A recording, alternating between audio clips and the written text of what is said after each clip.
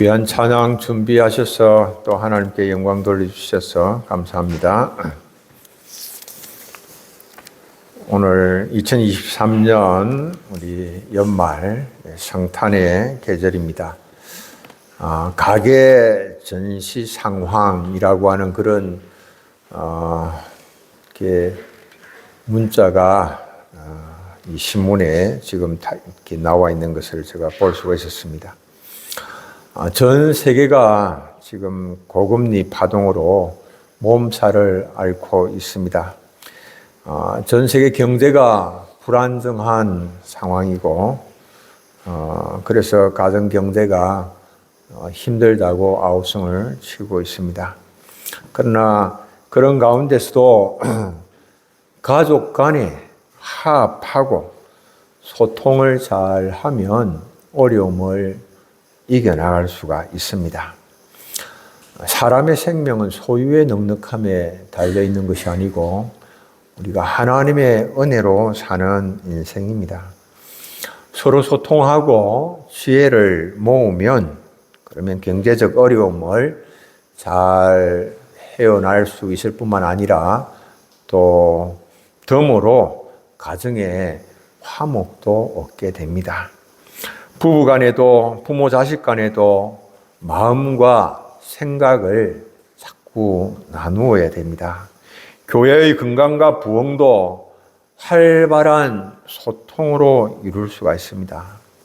성도 간에 교제가 활발하게 일어나고 서로의 기도의 제목이 나누어질 때에 그때 신앙생활이 행복하고 부흥의 역사도 일어나게 되는 겁니다. 소통 가운데서 가장 중요한 소통은 주님과의 소통입니다. 다른 소통이 아무리 잘 된다고 하더라도 주님과의 소통이 안 되면 허사입니다. 그러나 주님과 소통이 잘 되면 만사형통합니다. 누구보다도 나를 더 잘 아시는 주님이시요 나를 더 사랑하시는 주님이십니다. 주님께서 우리의 평화와 우리의 나음을 위하여 채찍에 맞으셨고 그리고 찔리셨습니다. 우리에게 생명 주신 주님, 이 연말에 우리와 소통하시고 또 위로하시고 우리에게 회복의 은혜를 더하여 주시기를 원하십니다. 주님께서 귀가 둔하여서 이스라엘 백성들의 소리를 듣지 못하시는 것이 아닙니다. 손이 짧아서 그들을 도우시지 못하는 것이 아닙니다. 죄가 하나님과 그들 사이를 가로막고 있기 때문이다. 성경은 그렇게 말씀합니다. 이사야 59장 1절 2절 함께 한번 읽어보겠습니다. 여호와의 손이 짧아 구원하지 못하심도 아니요 귀가 둔하여 듣지 못하심도 아니라 오직 너희 죄악이 너희와 너희 하나님 사이를 갈라놓았고 너희 죄가 그의 얼굴을 가리어서 너희에게서 듣지 않으시게 함이니라. 아멘. 비록 죄를 범하였을지라도 회개하면 하나님께서 도우십니다. 회개하는 자들을 향하여서 하나님께서 내 백성이라고 부르시고 나의 종이라고 부르시고 회개하는 자들을 향하여서 내가 택한 야곱아라고 부르시고 나의 벗 아브라함의 자손이라고 주님께서 부르시면서 아무것도 두려워하지 말라라고 말씀을 하십니다. 2023년 이 성탄의 계절에 비록 우리가 가계 전시 상황으로 어려움을 맞았을지라도 또는 건강의 어려움으로 인하여서 고통 중에 놓여 있을지라도 절망의 수렁에 빠져 있을지라도 주님께서 도우시면 아무것도 염려할 것이 없습니다. 주님께서 도우시면 다 되는 문제입니다. 오늘 우리가 처한 상황이 어둡고 우울하지만 하나님께 아뢰면 하나님의 구원의 손길이 우리와 함께 하십니다. 하나님을 신뢰하면 하나님께서 우리를 그 모든 어려움 가운데서 건지십니다. 우리는 힘이 없고 우리는 연약하여 소망을 가질 수 없지만, 그러나 하나님께서, 전능하신 하나님께서 우리를 사랑하시되 나보다도 나를 더 사랑하시고 나보다도 나를 더 잘 아시는 하나님께서 우리의 회복을 이루십니다. 우리의 구원을 위해서 이 땅에 오신 메시아 예수 그리스도는 고난의 종이셨습니다. 나사렛 예수는 처음부터 끝까지 세상을 섬기고 자신을 희생 제물로 드린 고난의 종의 삶을 사셨습니다. 연한 순 같고 마른 땅에서 난 뿌리 같아서 고운 모양도 없고 풍채도 없었으며 사람들이 흠모할 만한 아름다운 것을 지니지 못한 모습이었습니다. 사람들은 다 그를 멸시하였고 외면하였습니다. 메시아가 이 세상에 오셨을 때에 세상은 그에게 한 칸방도 내어드리지 아니하였습니다. 메시아가 고난의 종으로 오신 것은 그러나 우리의 죄와 허물을 담당하시기 위해서였습니다.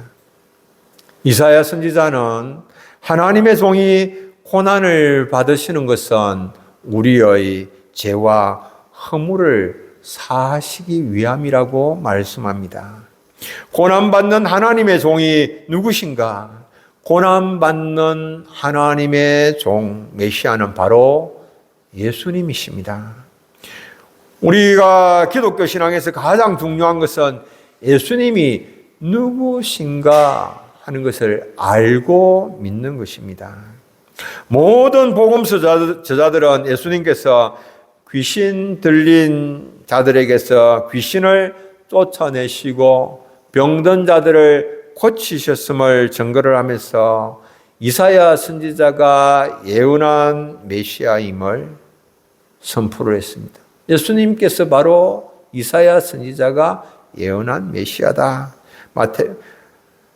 마태복음 8장 17절, 이는 선지자 이사야를 통하여 하신 말씀에 우리의 연약한 것을 친히 담당하시고 병을 짊어지셨도다 함을 이루려 하심이더라.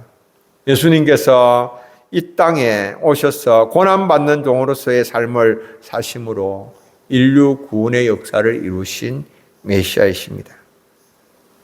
하나님의 본체이신 분이 하늘의 영광을 버리시고 사람이 되셔서 연한 순 같고 마른 땅에서 나온 뿌리같이 볼품 없는 모습으로 사람들의 실어버림을 당하셨습니다.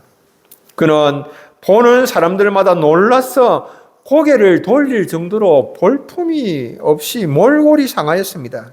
그러나 그가 나라들을 더욱 놀라게 할 것은 그의 역할 때문이다라고 말씀합니다.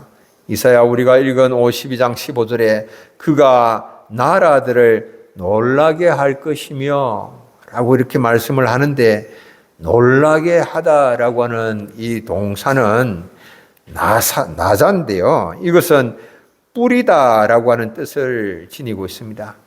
핏뿌림에서 유래한 동사입니다. 예수님은 연한 순 같고 그리고 마른 땅에서 나온 뿌리같이 볼품 없는 그런 모습으로 외면당하셨지만, 그러나 그럼에도 불구하고 자신을 화목 제물로 드려 핏뿌림으로 우리의 모든 죄를 속량하신 분이시다라고 하는 것입니다. 그래서 히브리서자는 이렇게 말합니다. 히브리서 9장 13절로 14절 우리 함께 한번 읽겠습니다. 염소와 황소의 피와 및 암송아지의 죄를 부정한 자에게 뿌려 그 육체를 정결하게 하여 거룩하게 하거든 하물며 영원하신 성령으로 말미암아 흠없는 자기를 하나님께 드린 그리스도의 피가 어찌 너희 양심을 죽은 행실에서 깨끗하게 하고 살아계신 하나님을 섬기게 하지 못하겠느냐. 아멘. 예수 그리스도 그분이 자신을 화목제물로 드려서 보배로운 피를 흘리심으로 말미암아서 그 피 뿌림으로 우리를 모든 죄에서 속량하시고 깨끗하게 하셨다라고 하는 겁니다. 자유케 하셨습니다. 예수님이 찔리시고 채찍에 맞으신 것은 자신의 죄악 때문이 아니었습니다. 예수님은 자기 백성을 위하여서 슬픔을 당하시고 고난을 당하셨습니다. 고난과 슬픔으로 메시아의 모습은 사람이라고 할 수 없을 만큼 상하고 초췌해졌습니다. 예수님은 짐승처럼 끌려다니시고 모욕을 당하시고 수치를 겪으셨습니다. 철저하게 짓이겨졌고 모든 사람들로부터 버림을 당하였습니다. 예수님의 머리에는 가시관이 씌워졌습니다. 손과 발에는 이제 십자가에서 못 박히시고 옆구리는 창에 찔리셨습니다. 모든 사람들은 예수님을 나병 환자 취급하듯 외면해버리고 말았습니다. 심지어는 예수님은 하나님으로부터도 외면을 당하였습니다. 인류의 모든 죄가 예수님께 전가된 모습을 보시고 하나님도 고개를 돌리셨고 온 하늘과 땅이 어두워졌습니다. 아무런 죄가 없으신 메시아께서 왜 이런 엄청난 고난, 세상이 감당치 못할 고난을 당하셔야만 했습니까? 그것은 우리를 위한 고난이었습니다. 우리의 모든 죄와 병과 가난의 문제를 해결해 주시기 위함이었습니다. 건강의 문제로 인하여서 우리가 힘들어하고 있는데, 경제적인 어려움으로 인하여서 고통 중에 있는데, 직장의 문제 때문에 자존감이 떨어져 있는데, 관계 문제 때문에 어려워하고 힘들어하는데, 외롭고 쓸쓸하게 이 12월을 보내고 있는데, 우리 주님 예수 그리스도 우리의 가장 좋으신 친구, 참 친구가 되시기 위하여서 우리를 위해서 고난을 당하셨습니다. 우리의 상한 마음을 싸매시고 치료하시기 위해서 고난을 당하셨습니다. 우리의 육신의 연약함을 담당하시고 생업과 가정 모든 문제를 고치시고 치료하시기 위해서 고난을 당하셨습니다. 그러나 세상은 주님을 영접하지 않지요. 우리를 위하여서 하늘 영광을 버리시고 이 땅에 주님께서 오셨지만, 그러나 세상은 주님께 한 칸방도 내어드리지 아니하였습니다. 초림의 주님은 한 칸방도 차지할 수가 없어서 구유에서 나셔야만 했습니다. 오늘 주님을 향한 우리의 태도는 어떻습니까? 세계 최초의 우주 비행사 유리 가가린 1961년 4월 10일 4.75톤의 보스토크 1호를 타고 89분간 우주를 비행을 했습니다. 세계 최초의 비행사가 우주 비행사가 되기 위한 경쟁이 아주 치열했습니다. 우주 비행사가 결정되기 일주일 전 자격을 갖춘 20명의 지원자가 보스토크 1호에 직접 탔습니다. 타볼 수 있는 기회를 얻었습니다. 모든 지원자들이 그 보스토크 1호에 올라가면서 신발을 신은 채 우주선에 올랐습니다. 그런데 유리 가가린 한 사람만 신발을 벗고 양말만 신은 채 우주선에 올랐습니다. 이 모습을 우주선을 설계한 설계자가 눈여겨보았습니다. 자신이 심혈을 기울여 만든 우주선을 아끼며 소중하게 대하는 것을 본 그 설계사가 27살의 이 유리 가가린에게 인류 최초의 우주 비행사가 되는 그런 영예를 부여를 했습니다. 이 성탄의 계절에 어떤 사람이 주님께서 부어주시는 늦은 비 은혜를 누리게 되겠습니까? 주님은 어떤 사람에게 늦은 비 은혜를 부어주시겠습니까? 성탄의 은혜를 더딥혀 주시겠습니까? 고난의 종으로 오신 주님을 경외하고 영접하는 자, 주님을 가까이 하는 그 사람에게 은혜를 부어주시겠죠. 가까이 하는 사람의 부르짖음을 들으시고 응답하시죠. 진실하게 기도하는 자에게 가까이 하는 하나님이시죠. 여러분들, 우리가 기도하지요. 예배하지요. 얼마나 여러분들 온 마음을 다해서 전심으로 주님 앞에 나아가고 있는가? 내가 주님을 사랑한다라고 말하지만 얼마나 내 마음을 담아서 정말 생명 다하여 주님을 사랑하고 있는지 한번 돌아볼 수 있는 시간이 되면 좋겠습니다. 시편 145편 18절 19절 우리 함께 한번 읽겠습니다. 여호와께서는 자기에게 간구하는 모든 자 곧 진실하게 간구하는 모든 자에게 가까이 하시는도다. 그는 자기를 경외하는 자들의 소원을 이루시며 또 그들의 부르짖음을 들으사 구원하시리로다. 아멘. 진실하게 그를 부르는 자, 진실하게 가까이 하는 자, 그 수가 얼마나 되든지 하나님은 그를 가까이 하시며 그에게 보혈의 능력을 입혀주시며 모든 죄악 가운데서 풀어주시며 결박을 끊어주시며 자유케 하는 삶을 주십니다. 그런 은혜를 누리시는 우리 사랑하는 교우님들 되시기를 바랍니다. 두 번째로 우리의 평화와 나음을 위함이었습니다. 메시아는 멸시를 받아서 사람들에게 버림을 받았고 강고를 많이 겪었습니다. 강고를 겪었다라고 하는 말은 가난으로 인하여서 예수님께서 마음고생도 많이 하셨고 어려움들을 많이 당하셨다라고 하는 말씀이죠. 또한 질고는 또 질고를 많이 겪으셨죠. 예수님 주변에는 늘 항상 병든 자들이 많이 모였고 그들을 이제 고치시는 일들을 예수님이 하셨지 않습니까?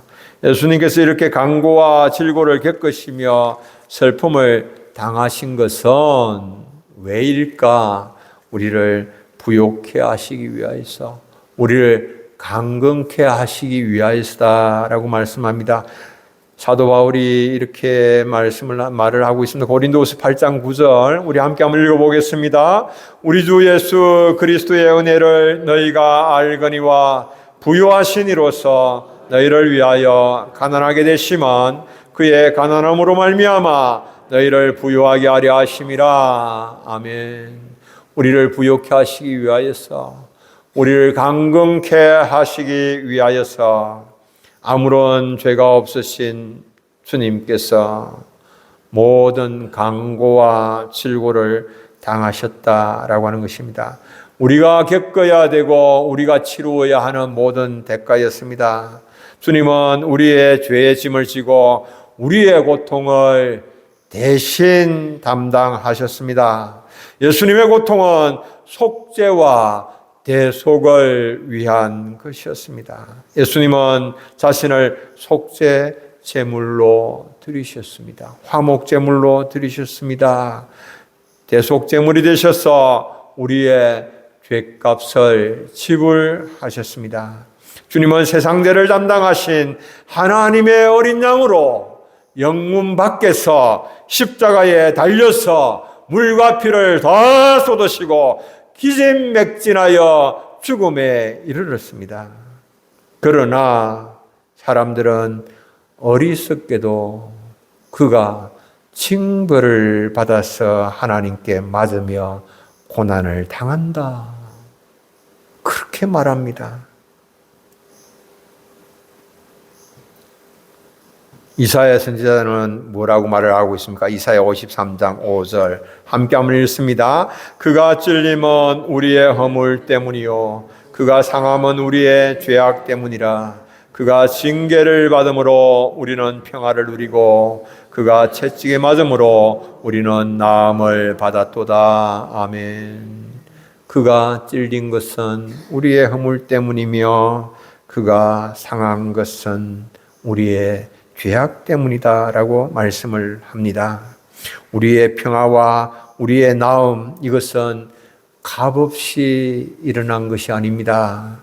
예수 그리스도께서 우리를 대신하여서 십자가에서 피 흘리시며 생명 주신 결과입니다.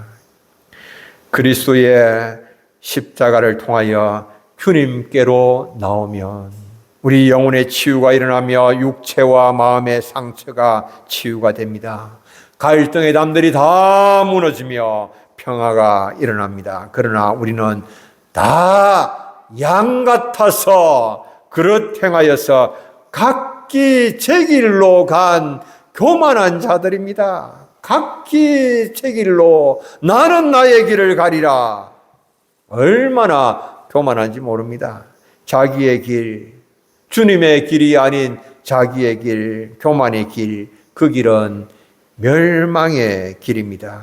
아무리 사람들이 환호하고 칭찬한다고 하더라도 교만의 길은 멸망의 지름길입니다. 프랑스 베르사유 궁전에는 1000개의 거울로 된 유리홀이 있습니다. 그곳에 들어가서 손을 내밀면 어떻게 되겠습니까? 1000개의 유리거울에서 동시에 1000명의 사람들이 자신을 환영하는 것처럼 보이지요. 살짝 그곳에서 미소를 짓고 웃음을 지으면 1000명의 사람들이 자신을 보고 웃는 것처럼 그렇게 보이지요. 그러나 착각하면 안 됩니다. 그건 허상입니다. 허상. 수천 명이 손을 내미는 것처럼 보이고 수많은 사람이 웃어주는 것처럼 보이지만 허울 좋은 것이요 허상일 뿐이죠. 이 십자가의 길, 생명의 길, 평화의 길을 버리고 자기 길을 구하는 사람들. 성경은 뭐라고 말씀하십니까? 자기의 길은 교만한 것이고 성경은 우리는 다 양 같아서 그릇 행하여서 각기 제 길로 간 교만한 자들이라고 그렇게 말씀을 하고 있습니다.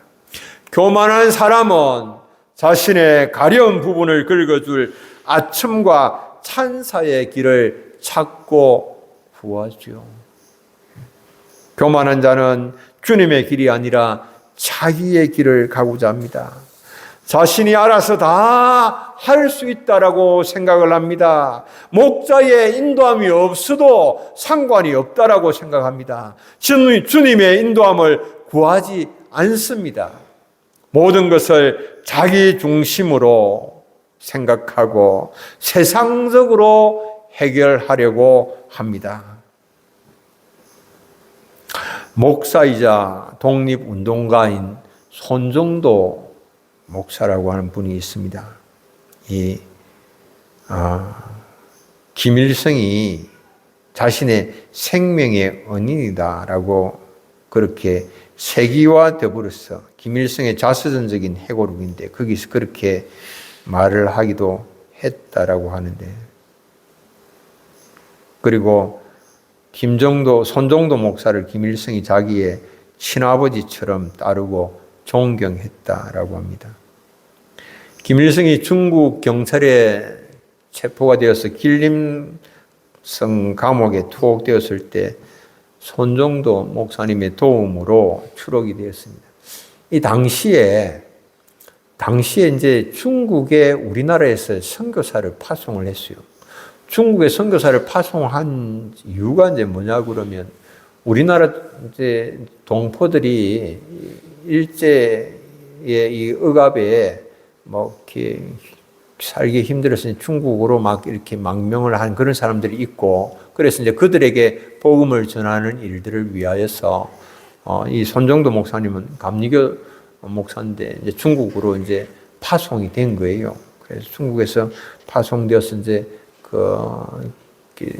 교인들을 전도도 하고 또 자신은 이 나라의 이 독립 이걸 이렇게 가장 최우선의 또한 하나님의 은혜로 인하여 이루어지는 일이라고 생각했기 때문에 그런 일들 막 하시고 그랬는데 손정도 목사님은 우리나라 해군의 이제 초대 참모 총장 이 손원일 제독의 부친이시기도 합니다. 그런데 이분이 이제 1881년 7월 26일에 생인데요. 이제 그 아버지는 유학자였었고 아주 분홍으로서 그 평안남도 정상군 낙생리 그 일대 명망이 있는 그런 인물이었는데 그 어머니는 오신도인데 이 손정도 목사님이 이제 전도를 해서 개신 교인이 되었고 그리고 여전도사로 평양 일대에서 활동을 하면서 1919년 대한 외국 부인의 총재로 취임을 해서 군자금을 모금하여 대한민국 임시정부로 송금하는 그런 일을 하다가 일본 경찰에 체포되어서 옥고를 치르고 독립운동을 한 것이죠. 우리 손정도 목사님도 역시 이제 독립운동을 하시다가 옥고를 치르시기도 했는데